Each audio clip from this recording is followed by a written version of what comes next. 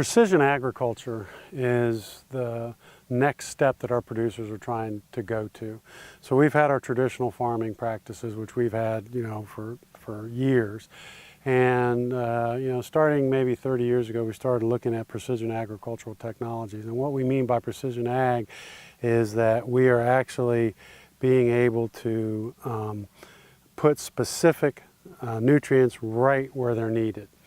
And so using that technology makes our producers more efficient. And then ultimately what that does for our producers is it makes them more profitable.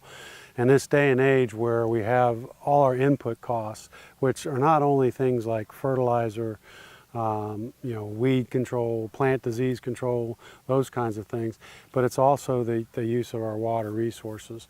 So if we can make more efficient use of that resource, our producers become more profitable. And ultimately that's what we're trying to do, is take it to the next level. And so each iteration that we've had over the years takes it to a different level.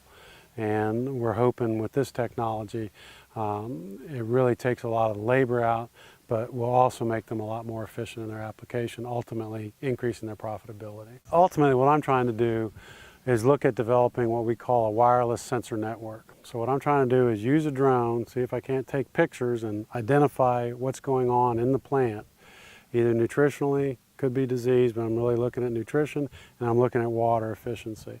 And then what I want that drone eventually to do is actually talk through a wireless network, 5G as it's being rolled out, and talk actually to a controller.